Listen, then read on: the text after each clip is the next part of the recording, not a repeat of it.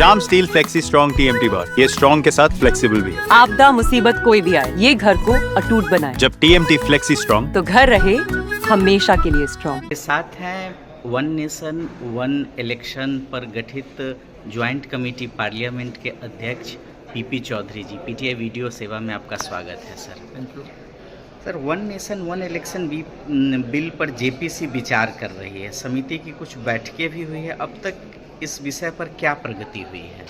देखिए, लगातार जो बैठकें हो रही है, जो हमारे कोर इशू हैं, हम लीगल फ्रेटर्निटी को और ख़ास कर करके former chief justice of India, former chief justice of the high court, former जजेज of supreme court, legal luminary, चाहे हरीश साल्वे जी हो, चाहे हमारे attorney general of India Venkataraman ji हों, और अभी जो अगली मीटिंग जो हो रही है 22 तारीख को, 22 अप्रैल को, उसमें डॉक्टर अभिषेक मनु सिंह भी, जो कि सुप्रीम कोर्ट के सीनियर एडवोकेट हैं और मेंबर ऑफ पार्लियामेंट भी हैं, तो वो आ रहे हैं, उनसे इंटरेक्शन होगा। और इसके अलावा 22 तारीख को ही फॉर्मर सुप्रीम कोर्ट के जज Hemant Gupta ji, former supreme court के जज डॉक्टर BS चौहान, और वो 21st law commission of India के चेयरमैन भी रह चुके हैं, और फॉर्मर चीफ जस्टिस राजस्थान और जम्मू एंड हाई कोर्ट के चीफ जस्टिस SN झा साहब और डॉक्टर अभिषेक मनु सिंह भी, ये 4 लोग जो हैं वो 22 को कमेटी के सामने इंटरेक्शन के लिए आ रहे हैं। अब तक किन महत्वपूर्ण विषयों पर विचार किया गया है और आगे की क्या योजना है? देखिए, जहाँ तक महत्वपूर्ण विषय हैं उसमें सारे लेयर के किस तरह से ये देश के हित में है, डेमोक्रेटिक प्रिंसिपल के इन अकॉर्डेंस विद हैं, फेडरलिज्म के इन अकॉर्डेंस विद हैं, और बेसिक स्ट्रक्चर का भी जो है उससे संबंधित कोई वायलेशन नहीं है, और उसके साथ साथ लॉजिस्टिक का पॉइंट हो, लॉ एंड ऑर्डर की सिचुएशन हो, कॉस्ट हो, जो देश को कितना फ़ायदा होगा। तो मोटे मोटे तौर पे जो पहले जो हमारे पास में जो पेपर्स आया अर्थशास्त्री के द्वारा, जो कोविन कमेटी की रिपोर्ट के तहत में करीब 1.5% GDP का देश की अर्थव्यवस्था में फ़ायदा होगा इसका, अगर एक साथ चुनाव हो साइमल्टेनियस इलेक्शन, तो 1.5% GDP का मतलब ये होता है कि करीब करीब 4,50,000 करोड़ रुपया देश की अर्थव्यवस्था में वो जुड़ेंगे। तो ये बहुत बड़ा फ़ायदा होगा। तो इस फ़ायदे का सीधा उनके गरीबों के हित के लिए काम में लिया जा सकता है, उनके वेलफेयर के लिए लिया जा सकता है, इंफ्रास्ट्रक्चर के लिए लिया जा सकता है। सर, इस विषय पर एक समर्पित वेबसाइट, एक पोर्टल बनाने की भी बात थी।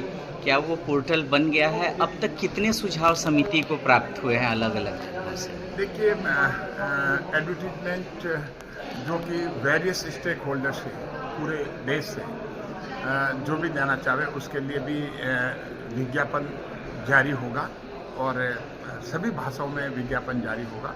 करीब 106 न्यूज़पेपर विज्ञापन के लिए कमेटी ने प्रपोज कर रखा है, और उसके साथ साथ वेबसाइट जो है वो भी बनाने के लिए जो प्रपोज कर रखा है। तो माननीय स्पीकर के साथ पास में वो मैटर सारा उनके संज्ञान में है, और इसमें मेरा मानना है कि शीघ्र ही निर्णय होगा। क्या सर, समिति विभिन्न प्रदेशों का भी दौरा करेगी? अगर इस पर कुछ प्रदेशों में जहां जाने का कार्यक्रम तय हुआ है, अगर आप बता सकें। देखिए, जहाँ तक कमेटी ने निर्णय लिया है कि हमें किसी प्रदेश के साथ भेदभाव नहीं करके सभी प्रदेशों का दौरा करना चाहिए, ये कमेटी का निर्णय है। और जहाँ तक यूनियन टेरिटरी की बात है, हम ये कोशिश करेंगे कि उनको जो नियरेस्ट स्टेट में जाएंगे कैपिटल में, वहाँ पर बुलाया जा सकता है, और सभी लोगों को जो प्रदेशों में जाने पे वहाँ पर हम चाहते हैं कि हियरिंग हो। और अभी जो कमेटी का टूर प्रपोज हुआ है वो महाराष्ट्र मुंबई में, और दूसरा उत्तराखंड देहरादून के लिए हुआ है फाइनल।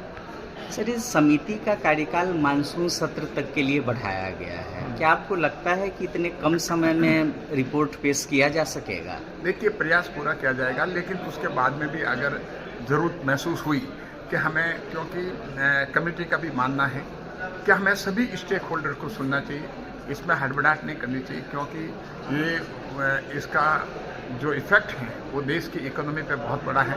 तो इसमें सफिशिएंट समय जो दिया जाना चाहिए और सभी लोगों को सुन करके उनके व्यूज लिया जाना चाहिए। तो मेरा मानना है कि अगर ज़रूरत पड़ी तो समय और बढ़ाने के लिए रिक्वेस्ट की जाएगी।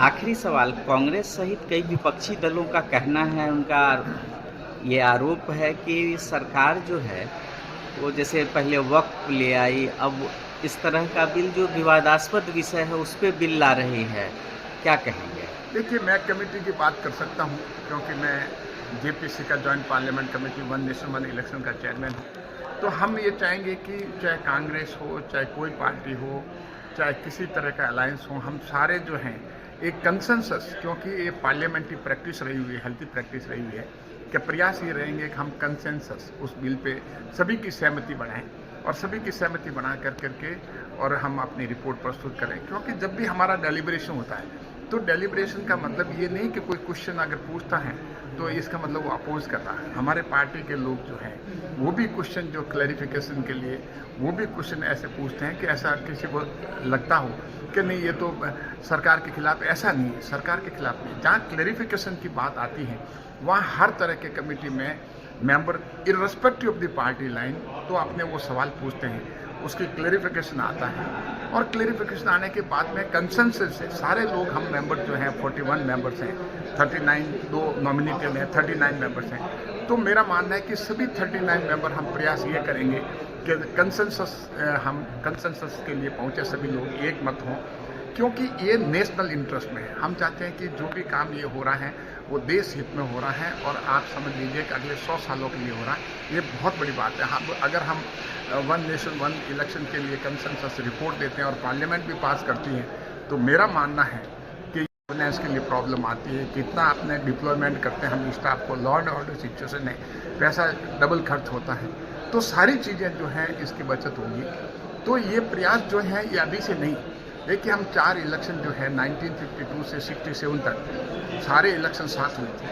उसके बाद में अगर इलेक्शन डिस्टर्ब हुए हैं तो क्योंकि 356 का वो यूज़ करते हुए कई बार विधानसभाएं डिसॉल्व हुई, कई बार प्रीमेच्योर पार्लियामेंट डिसॉल्व हुई, तो सारी इलेक्शन साइकिल जो हैं उसके डिस्टर्ब होने की वजह से ये जो इलेक्शन अलग अलग।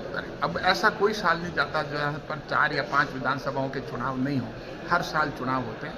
तो प्रयास ये रहेगा कि इनके चुनाव जो हैं लोकसभा और विधानसभा के चुनाव साथ साथ हों, और हो साथ साथ का मतलब ये नहीं कि एक ही दिन हो, ये फेजेज में जैसे चुनाव होते हैं वो इलेक्शन कमीशन अपने सुविधा के अनुसार वो फेजेज में कर सकता है, लेकिन जो भी हैं चाहे 1 या 2 महीने के अंदर हों वो फेजेज में होंगे।